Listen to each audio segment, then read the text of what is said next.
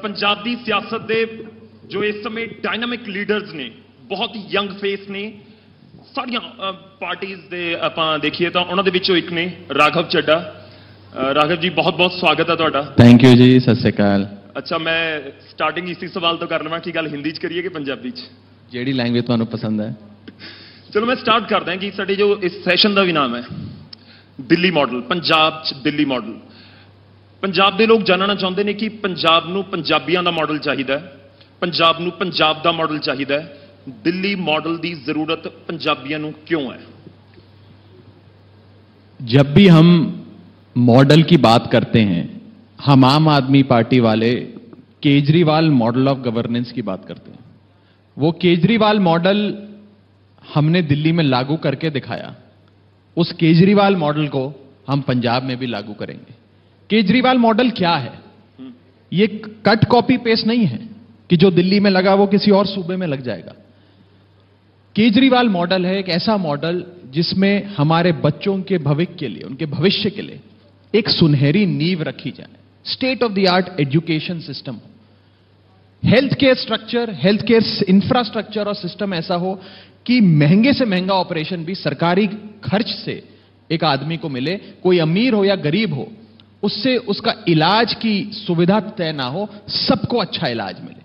और साथ ही साथ एक सोशल सिक्योरिटी नेट बनाया जाए जिसमें आपको पब्लिक ट्रांसपोर्ट फ्री मिले, जिसमें आपको बुनियादी लाइफ ऑफ डिग्निटी जीने के लिए जितनी बिजली चाहिए, जितने यूनिट बिजली चाहिए, जितना पानी चाहिए, वो फ्री मिले। मैं आपको बताता हूं, ये लोग कहते हैं कि मुफ्तखोरी है, फ्री बीज है। आपका भी अगला सवाल वही होगा। इस दुनिया में कई ऐसे देश हैं जहां पर मैं आपको नाम बता सकता हूं उन देशों के, खास करके यूरोप के देश, जहां इलाज, शिक्षा, पब्लिक ट्रांसपोर्ट, बिजली, पानी सारा सरकार मुफ्त में देती है हर आदमी को। इसलिए देती है कि वो एक सोशल सिक्योरिटी नेट क्रिएट करती है कि एक सम्मानजनक जीवन जीने के लिए, एक लाइफ ऑफ डिग्निटी के लिए आपको इतनी चीजें चाहिए, वो हम आपको जरूर देंगे। उसके ऊपर अगर आपको कुछ चाहिए तो आप खुद लें। वो social security net Arvind Kejriwal Punjab के लोगों के लिए तैयार कर रहे हैं, जो दिल्ली में पॉसिबल है। वो बिल्कुल पॉसिबल। 3 लाख करोड़ का कर्जा हमारे ऊपर, इनफैक्ट सिद्धू बोलते हैं 7 लाख करोड़ का। 2,80,000 करोड़ का आंकड़े हैं जो सरकारी बजट में नजर आते हैं। वो तो हम सरकार में जाएंगे तो पता करेंगे कि हो सकता है ये और भी ज्यादा हो, लेकिन अभी लगभग आप कह सकते हैं साधारण भाषा में कि 2,80,000 करोड़ का कर्जा पंजाब सूबे पर है। लेकिन इस 2,80,000 के कर्जे के बावजूद भी चन्नी साहब 72 दिनों में 225 बार हेलीकॉप्टर में यात्रा करते हैं। नए नए महल इन लोगों के आ जाते हैं। 3-3 करोड़ की लैंड क्रूजर गाड़ी ये लोग हर महीने खरीदते हैं, बुलेट प्रूफ, एक पिंड से दूसरे पिंड जाने के लिए। वो पैसे कहां से आते हैं? आज पंजाब पे इतना कर्जा इसलिए है क्योंकि पंजाब के अंदर रेता माफिया से लेकर ट्रांसपोर्ट माफिया तक चलता है। और जब वो रेता माफिया सरकार में बैठे बड़े बड़े मंत्री और मुख्यमंत्री चलाएं तो कभी ये खजाना भरेगा नहीं पंजाब का। नहीं सर, हेलीकॉप्टर का क्या कीजिएगा? अगर सरकार बन गई तो क्या कीजिएगा? सीएम के पास हेलीकॉप्टर है, खड़ा तो नहीं रहने देंगे। आप भी चलाएंगे अगर आपकी सरकार बन गई, आपका भी सीएम उसमें ट्रैवल करेगा आज या सेल कर देंगे? आज अभी किसी अखबार में छपा था, आपने देखा होगा, चन्नी साहब 5 मिनट की यात्रा भी होती है ना, 5 मिनट का इधर से उधर जाना है, वो भी हेलीकॉप्टर में जाते हैं। मैं उस पर सवाल नहीं खड़ा कर रहा, मैं आपको यह कह रहा हूं कि जब नेताओं को अपनी सुविधा चाहिए होती है, फिजूल खर्ची चाहिए होती है, तो हर नेता के घर में 4,000 यूनिट मुफ्त बिजली आती है। चन्नी साहब के घर में भी पंजाब सरकार 4,000 यूनिट मुफ्त बिजली हर महीने देती है। केजरीवाल 300 यूनिट बिजली दे तो इनके पेट में दर्द होता है, लेकिन कहते हैं कि मुफ्तखोरी है। मैं इस बात पे सवाल राघव जी, अरविंद केजरीवाल होरी भी कहते सीगे कि वड्डे बंगले नहीं चाहिए, वड्डियां गड्डियां नहीं चाहिए। विरोधी कह रहे कहते कि जो मुख्यमंत्री बने सब कुछ लिया, वड्डा बंगला भी ले लिया, उत्थे खर्चा भी बहुत कुछ करा लिया। ऐसा आप आए कभी उनके घर, मेरे साथ चले, मैं दिखाऊंगा। साधारण से आदमी साधारण से तरीके से रहते हैं। केजरीवाल साहब चाहते तो करोड़ों रुपए कमा सकते थे। इनकम टैक्स कमिश्नर की जो एक ओहदा होता है वो एक सोने की खान होती है, उस पर जितना पैसा आप चाहो आप कमा सकते हो। उस नौकरी को लात मारकर देश में बदलाव लाने के लिए, देश की गंदी सियासत को साफ करने के लिए अरविंद केजरीवाल जी आए और हम जैसे लाखों युवाओं ने अपना नौकरी, अपना व्यवसाय छोड़कर उनके साथ हम उनकी फौज में जुड़ गए। तो हमारा मकसद अपनी जेबें भरना नहीं है, पंजाब सरकार का खजाना भरना। और मैं एक सिंपल एग्जांपल देता हूं आपको, आंकड़ों की बात करता हूं। मैं पेशे से चार्टेड अकाउंटेंट हूं, आंकड़ों का माहिर हूं। केवल अगर पंजाब में नाजायज रेते की चोरी, रेते की माइनिंग बंद हो जाए तो 20,000 करोड़ रुपए सालाना पंजाब सरकार के खजाने में आएगा।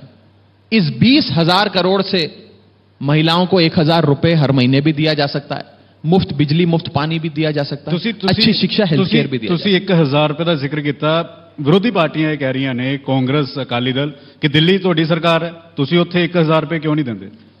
दिल्ली में तो एक सोशल सिक्योरिटी स्कीम महिलाओं के लिए वैसे ही चल रही है, सारा पब्लिक ट्रांसपोर्ट उनके लिए मुफ्त है, पेंशन वहां मिलती है, बिटिया की शादी करने के लिए आपको फाइनेंशियल असिस्टेंस मिलती है, वहां पर एक अलग मॉडल लगा हुआ है।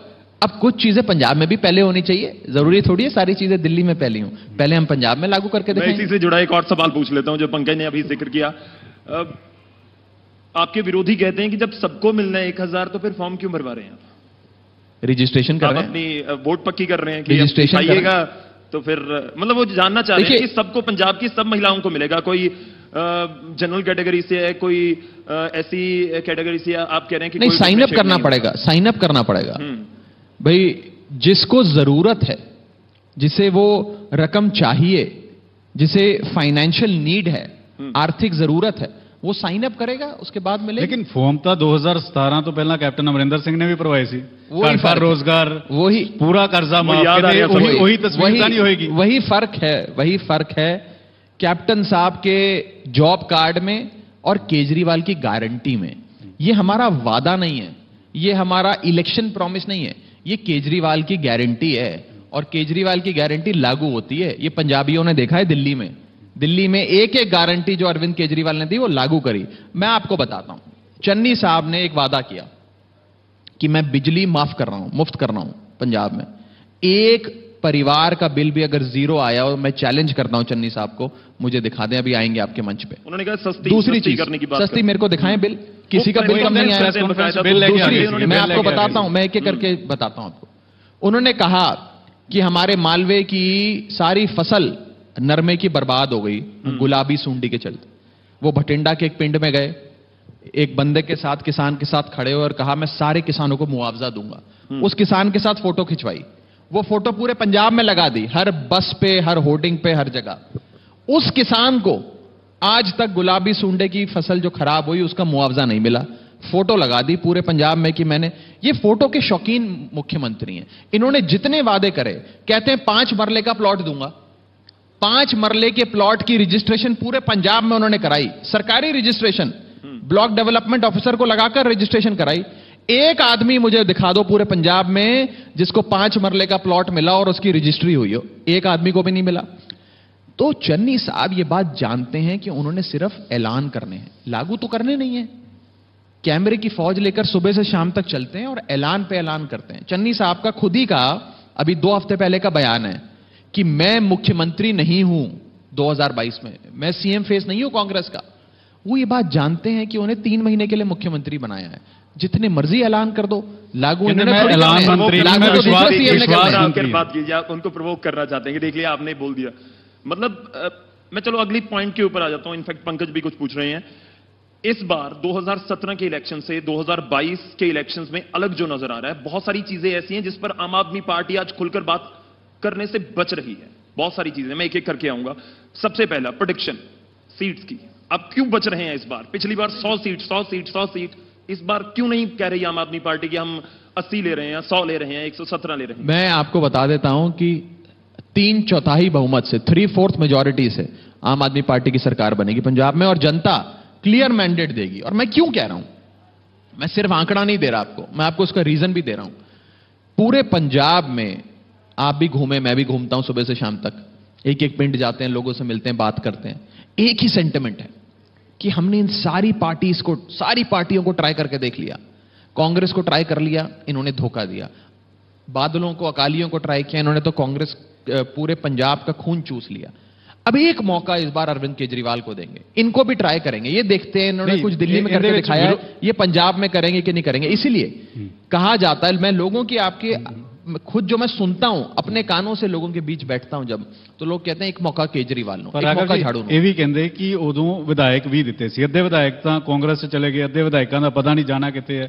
ਵਿਧਾਇਕ क्यों नहीं संभाल सके ਤੁਸੀਂ? देखिए सियासत में अक्सर ये होता है, आपको कोई ओहदा चाहिए होता है, आपको वो ओहदा ना मिले तो आप किसी और पार्टी में उस ओहदे की तलाश में चले जाते हैं। जिसकी टिकट कट जाती है वो चला जाता है दूसरी पार्टी में। कोई बात, मैं तो उनको ऑल द बेस्ट कहता हूं, हमारे मन में उनके लिए कोई बुरी भावना नहीं है। I wish them all the very best, वो अपने करियर में सफल हों, पंजाब के लोगों की सेवा करें, हमारे मन में उनके लिए कोई गिले शिकवे नहीं। वाला बोलते हैं ना, खास तौर पर रुपिंदर रुबी जब आपको छोड़कर गए अभी कुछ दिन पहले, और उसके बाद जग्गा हिस्सोवाल भी, तो लगातार आप जिक्र करते हैं कि टिकट नहीं मिलनी थी, इस बार इनको पता लग गया था। ये बहुत ज्यादा हजम नहीं होती बात कि एमएलए को आप टिकट नहीं दे रहे थे और आपने अभी तक कोई लिस्ट अनाउंस नहीं की थी, इसलिए ये वर्कर आपके बोलते हैं जिनसे हमारी बात भी होती है। वर्कर हमने अपनी इंटरनल लिस्ट तो बना रखी है, हमने सारे विधायकों को बुला बुलाकर बोल दिया भाई आप अपने हल्के में तैयारी शुरू करिए। अब जिसकी टिकट कट गई उसे पता लग गया कि भाई सबको बुलाया, हमें नहीं बुलाया। देरी क्यों? पिछली बार तो 6 महीने पहला ऐलान करता, इस बार अकाली दल ने 90 के करीब अनाउंस करते, तुसी महज 10 ये उसी में सवाल है जो मैं कह रहा था कि जिससे आम आदमी पार्टी थोड़ा बच रही है। नहीं मैं बताऊं, टिकट अनाउंस, अगर मैं गलत नहीं तो पिछली बार शायद जुलाई 2016 में आपकी पहली लिस्ट आ गई थी। देखिए ये हर पार्टी की अपनी रणनीति का, स्ट्रैटेजी का हिस्सा होता है कि कब सीएम फेस का नाम ऐलानना है, कब कैंडिडेट ऐलानने हैं, कौन सी सीट से किसको लड़ाना है, कब अनाउंसमेंट करनी है। ये पॉलिटिकल स्ट्रैटेजी है। एक साल पहले कर दो तो उसका नुकसान भी है, थोड़े बहुत फायदे भी है। बहुत ही लेट करो तो उसका भी नुकसान है, उसका भी फायदे हैं। ये हमारी कैलकुलेशन है, ये अधिकार हमारा है, हम पे छोड़ दो, हम सही समय पे अनाउंस करेंगे। मतलब 2017 की ये गलतियां मानते हैं आपकी, आपने उससे सबक लिया। हम इंसान तो जल्दी टिकट अनाउंस करना is not a good option. मैं 2017 में हो सकता है हमसे कुछ गलतियां हुई, हमने सीखा है उन चीजों से, हमने वो अनुभव लिया है। मैं ये नहीं कह रहा हम सब जानते हैं, हम परफेक्ट हैं, हम परफेक्ट नहीं है। राघव जी इंसान है, ਤੁਸੀਂ ਪੰਜਾਬੀ ਹੋ, ਤੁਸੀਂ ਪੰਜਾਬੀ ਹੋ? हाँ बिल्कुल। ਤੇ ਪੰਜਾਬ 'ਚ ਫਿਰ ਇਲੈਕਸ਼ਨ ਲੜ ਰਹੇ ਹੋ? नहीं मेरा तो सवाल ही नहीं उठता लड़ने का। ਇਸ ਕਰਕੇ ਸੀਗਾ ਕਿ सीएम फेस किते इस ਵੇਲੇ ਸਾਡੇ ਨਾਲ ਤਾਂ नहीं बैठे हुए? नहीं ऐसा नहीं है बिल्कुल भी। केजरीवाल साहब ने सीधे तौर पे पंजाब के लोगों को प्रॉमिस किया है कि हम बहुत जल्दी अपना सीएम फेस ऐलानेंगे, पंजाब का होगा, पंजाब की 3 करोड़ आवाम में से होगा, सिख समाज से आता होगा और ऐसा शख्स होगा जो पंजाब की आन बान और शान कहलाने लायक हो। एक बहुत अच्छा चेहरा आपको देके नाम ऐलान के इलेक्शन लड़ेंगे, ये मैं आपको वादा कर रहा हूं, प्रॉमिस कर रहा हूं। चलो आपने सीएम पंकज उस पॉइंट पे लेके गए हैं, तो मैं सीधा सीएम वाला सवाल नहीं पूछूंगा क्योंकि आम आदमी पार्टी डायरेक्टली अभी जवाब नहीं दे रही है। मैं 3-4 नाम लेता हूं, उसके बारे में राघव चड्ढा क्या सोचते हैं? ये प्रोसेस ऑफ एलिमिनेशन से नहीं भगवंत मान, मैं ये नहीं पूछ रहा हूं कि आप उनको सीएम बना रहे हो, भगवंत मान के बारे में राघव चड्ढा क्या कहेंगे? 1-2 लाइन। आम आदमी पार्टी की पंजाब यूनिट की रीढ़ की हड्डी हैं और मेरे बड़े भाई हैं। सोनू सूद बहुत अच्छे अभिनेता हैं और उन्होंने कोरोना काल में एक गरीब के मसीहा की तरह जो काम किया है उसको मैं सलाम करता हूं। नवजोत सिंह सिद्धू अच्छे बुलारे हैं और पार्टी ठीक में है कि नहीं? बस अच्छे बुलारे हैं, इतना ही कह सकते हैं। इससे नाल एक और नाम है भाई, बलबीर सिंह राजेवाल। बहुत अच्छे किसान आगू हैं, बहुत बड़े किसान आगू हैं और वो और उनकी सारी जत्थेबंदियों ने मिलकर एक बहुत अहंकारी सरकार को चकनाचूर कर दिया और उसको घुटनों पे ला खड़ा किया। मैं उनको और उनके किसानी संघर्ष को सलाम करता हूं। ठीक है, अब एक और सवाल है, उसका जवाब जरूर दीजिएगा, बच के आप निकल जाते हैं हमें पता है। इन चारों में से अगर किसी को सीएम अनाउंस करना हो तो कौन होगा? नहीं, मैं कौन होता हूं सीएम? राघव चड्ढा बता देना। ये तो राघव चड्ढा आज की डेट में पंजाब में आम आदमी पार्टी को रिप्रेजेंट कर रहे हैं। ये तो पंजाब की आवाम तय करेगी कि सीएम कौन बनेगा। मैं तो करेगी, तो बात नहीं करेगी ना सर, पहले पार्टी करेगी। मैं तो बहुत छोटा सा, मतलब इन चारों में से कोई नाम हो सकता है? किसी इंडिविजुअल के बारे में ऐसे कमेंट करना ठीक नहीं है, ये अच्छा नहीं होता। जब हम नाम अनाउंस करेंगे तो आपको बताएंगे। चार में से कोई हो सकता है?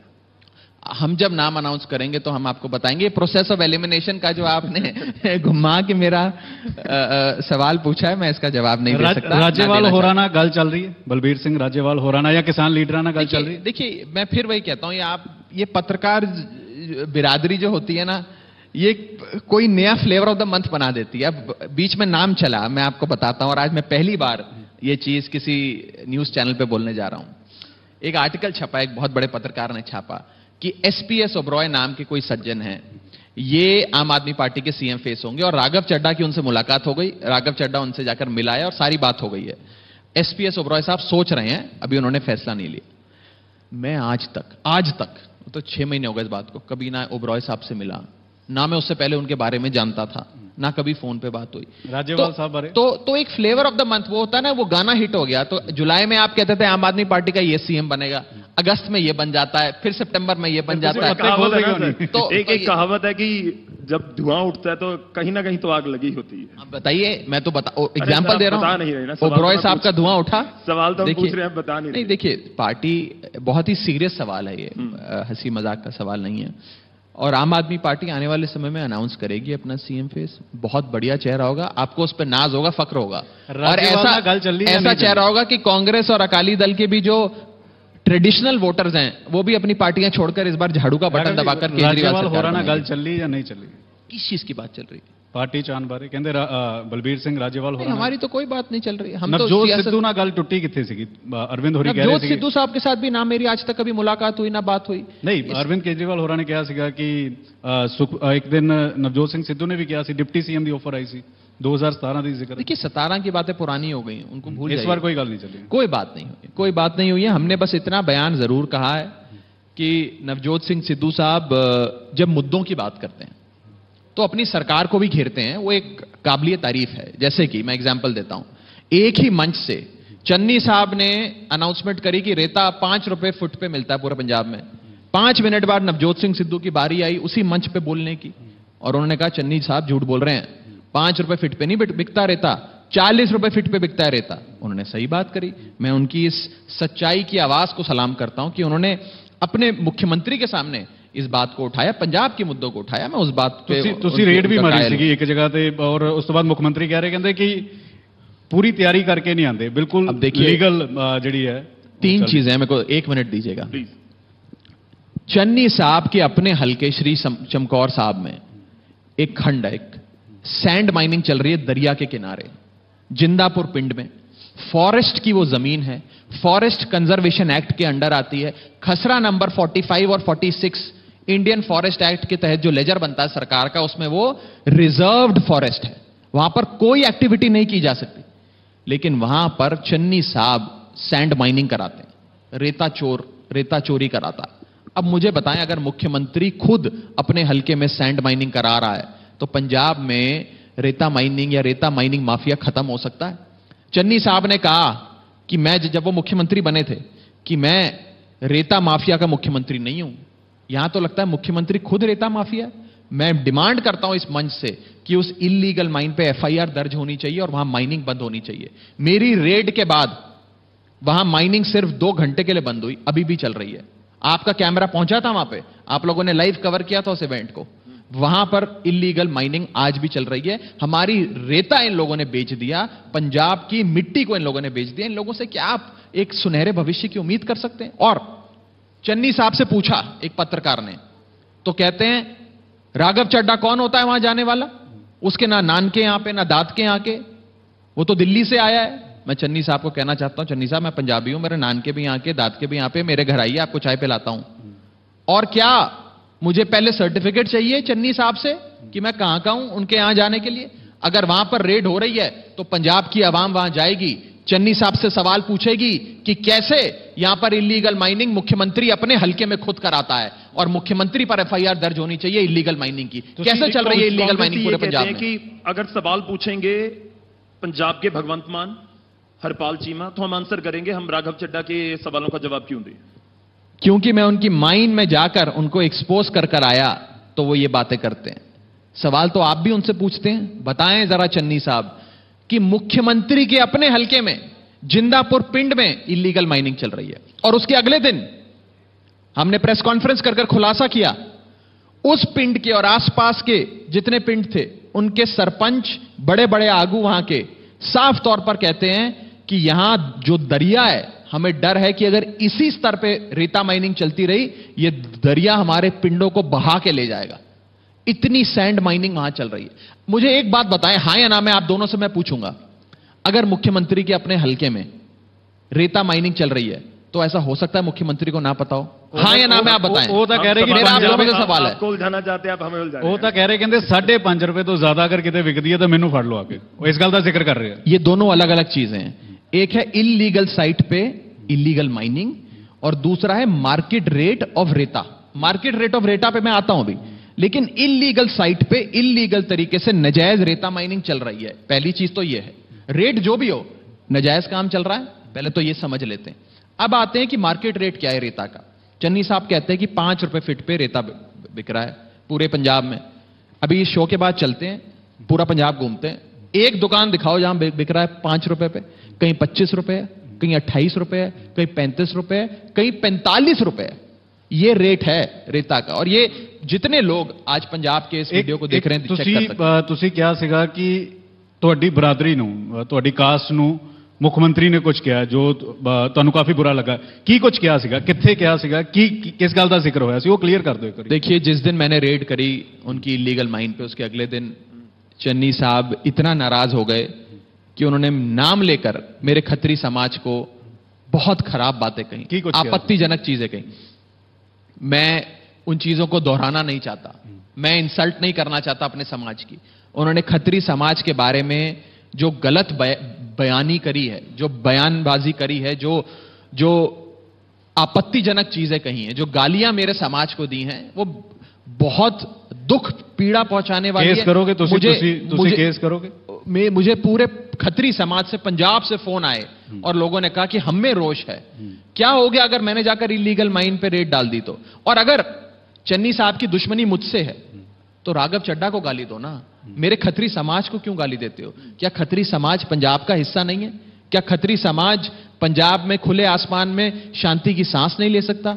आज क्योंकि खत्री समाज के एक लड़के ने जाकर, एक बच्चे ने जाकर उनकी रेड कर दी उनकी इलीगल माइन पे, तो मेरे पूरे समाज को चन्नी साहब गाली देंगे? ये बर्दाश्त नहीं किया जाएगा। और आने वाले समय में अगर कुछ कार्रवाई की जरूरत पड़ेगी तो खत्री समाज खुद कार्रवाई करेगा। मैं वापस उस पॉइंट पर आता हूं जो मैंने पहले जिक्र किया था कि इन चीजों से थोड़ा बचती आम आदमी पार्टी नजर आ रही है। ड्रग्स के मुद्दे के ऊपर क्या माफी का मुद्दा पीछा नहीं छोड़ रहा? आपसे पहले बैठे हुए थे राजा बड़िंग, वो यही कह रहे थे कि आम आदमी पार्टी के नेता आएंगे, उनसे सवाल पूछिएगा। पूछना कि अरविंद केजरीवाल जी से आपने सवाल पूछा माफी वाला। और 2017 और 2022 बहुत अच्छे से इलेक्शंस हमने वो भी कवर किए हैं। फर्क नजर आ रहा है कि ड्रग्स को लेकर पिछली बार बहुत हमलावर थी आम आदमी पार्टी, ड्रग्स के इशू को लेकर। आपको लगता है सुधार हो गया कुछ उस इशू में? बद से बदतर हो गई है सिचुएशन। जितने नशे का व्यापार और नशे के सौदागरों का काम पंजाब में चलता था, उससे कहीं ज्यादा आज के समय चल रहा है। और कहीं बुरी हालत आज पंजाब की नशे के चलते है। और नशे पर लगाम लगाने के लिए पॉलिटिकल विल चाहिए, सियासत की इच्छा शक्ति, राजनीतिक इच्छा शक्ति चाहिए। वो एक ईमानदार सरकार के मन में होगी और ईमानदार सरकार करके दिखाएगी, जो है केजरीवाल सरकार। ये लोग कहते हैं ना, चन्नी साहब कहते हैं कि केजरीवाल काला है। मैं कहना चाहता हूं चन्नी साहब को कि अरविंद केजरीवाल जी का रंग काला हो सकता है, उनकी नीयत साफ है। और केजरीवाल साहब की जब पार्टी की सरकार पंजाब में बनेगी तो हम नशे के सौदागरों को पकड़ के जेल में भी डालेंगे और पंजाब से नशे का सफाया भी करेंगे। और हम ही कर सकते हैं। चेहरे किहड़े इस वार ਤੁਹਾਨੂੰ ਕੀ ਲੱਗ ਰਿਹਾ? ਪਹਿਲੀ ਵਾਰ ਤੁਸੀਂ, ਪਿਛਲੀ ਵਾਰ ਤੁਸੀਂ ਇੱਕ ਪਾਰਟੀ ਦੇ ਇੱਕ ਲੀਡਰ ਦਾ ਬਾਰ-ਬਾਰ ਨਾਮ ਲੈ ਰਹੇ ਸੀ। ਇਸ ਵਾਰ ਤੁਹਾਨੂੰ ਲੱਗਦਾ ਹੈ ਪੋਲੀਟੀਕਲ ਤੁਸੀਂ ਜ਼ਿਕਰ ਕੀਤਾ, ਕੋਈ ਪਾਰਟੀ ਦਾ ਕੋਈ ਨੁਮਾਇੰਦਾ ਜੋ ਇਸ ਵੇਲੇ कैप्टन साहब ने 17 के इलेक्शन से पहले श्री गुटका साहब की कसम खाई थी, सौंख चुकी थी और कहा था कि मैं 4 हफ्तों में पंजाब से नशा खत्म कर दूंगा। आज 5 साल होने को आए हैं, क्या कांग्रेस पार्टी ने नशा खत्म कर दिया? चन्नी साहब को भी अब 3 महीने होने वाले हैं सीएम बने हुए, उन्होंने नशे के खिलाफ क्या काम किया? मैं तो चीफ मिनिस्टर नहीं हूं, आम आदमी पार्टी तो मुख्यमंत्री नहीं है, आम आदमी पार्टी की तो सरकार नहीं है। हमसे तो आप सवाल तब पूछना जब हमारी सरकार बनेगी, हम करके दिखाएंगे। दिल्ली में करके दिखाया है। मैं चन्नी साहब से पूछता हूं, 90 दिन होने वाले हैं आपको मुख्यमंत्री बने, एक काम आपने नशे पे रोक लगाने के लिए किया हो तो बताओ। उल्टा 6 दिसंबर 2021 को पंजाब हरियाणा हाईकोर्ट की डिवीजन बेंच ने पंजाब सरकार को कहा, पंजाब सरकार, हमने नशे की कार्रवाई पर कोई रोक नहीं लगाई, कोई स्टे नहीं दिया, आप अभी तक नशे के खिलाफ कोई कार्रवाई नहीं कर रहे हो, हम हैरान हैं इस बात को लेकर। आप गहरी नींद में सोए हो, आपको लगता है नशे के सौदागरों को पकड़ना ही नहीं है। ये मैंने नहीं कहा, ये पंजाब हरियाणा हाईकोर्ट ने चन्नी सरकार को एक्सपोज करते हुए कहा है। ये सब रल आपको के लगता है मिल के काम कर। 4 हफ्ते में खत्म हो सकता है नशा? मैं आपके ये भी नेता, अगर मेरे को इस समय बेशक वो आपके साथ पार्टी में नहीं है, सुच्चा सिंह छोटेपुर, उन्होंने भी एक्चुअली वहीं से ऐलान हुआ, उन्होंने कहा कि मैं 4 महीने में खत्म कर दूंगा। कैप्टन अमरिंदर सिंह ने बोल दिया मैं 4 हफ्ते में खत्म कर दूंगा।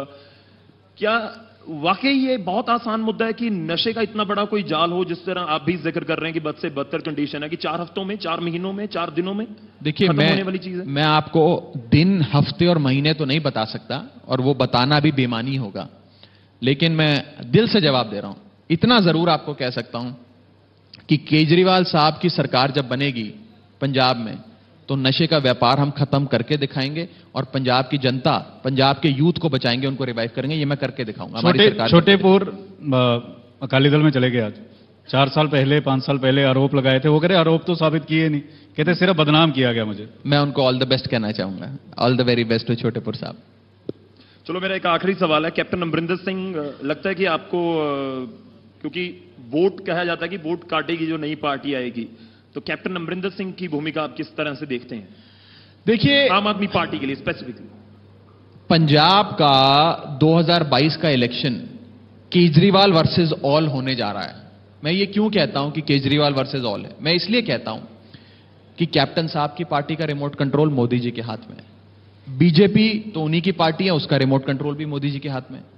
चन्नी साहब जो आधा पंजाब बीएसएफ को देकर आ गए, मोदी जी की झोली में डालकर आ गए, उस पार्टी का रिमोट कंट्रोल भी नरेंद्र मोदी जी के हाथ में है। और शिरोमणि अकाली दल का रिमोट कंट्रोल तो मोदी जी के हाथ में है ही।